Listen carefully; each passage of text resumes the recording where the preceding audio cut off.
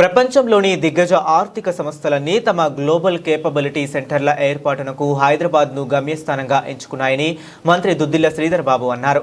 New York కేంద్రంగా కార్యకలాపాలు నిర్వహించే పీకో టెక్నాలజీ సంస్థ ప్రతినిధులు సచివాలయంలో శ్రీధర్ బాబుతో భేటీ అయ్యారు. పీకో టెక్నాలజీ ఇండియా అనే అనుబంధ కంపెనీ ద్వారా ఇక్కడ బీసీసీ ఏర్పాటు చేయడానికి ఈ సంస్థ ముందుకొచ్చింది. ఈ సందర్భంగా మంత్రి వారికి ఇక్కడి అవకాశాలు, మౌలిక వసతుల గురించి వివరించారు.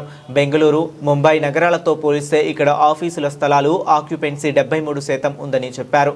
ఇటుకోటి టెలివిజన్ యూనిట్ల ఉత్పత్తి మైలురాయిని చేరుకున్న హైదరాబాద్కు చెందిన radiant appliances and electronics private limited ప్రతినిధుల్ని శ్రీధర్ బాబు సచివాలయంలో ప్రత్యేకంగా అభినందించారు. ఈ సందర్భంగా మంత్రి మాట్లాడుతూ ఎలక్ట్రానిక్స్ తయారీలో గ్లోబల్ హబ్గా తెలంగాణను తీర్చిదిద్దాలని తమ ప్రభుత్వ సంకల్పమన్నారు. రేడియంట్ సంస్థ సాధించిన ఈ ఘనత తెలంగాణ పారిశ్రామిక ప్రగతికి నిదర్శనమని చెప్పారు. ఈ కార్యక్రమంలో resolute group chairman Ravinder Singh Soin, director Manikandan పాల్గొన్నారు.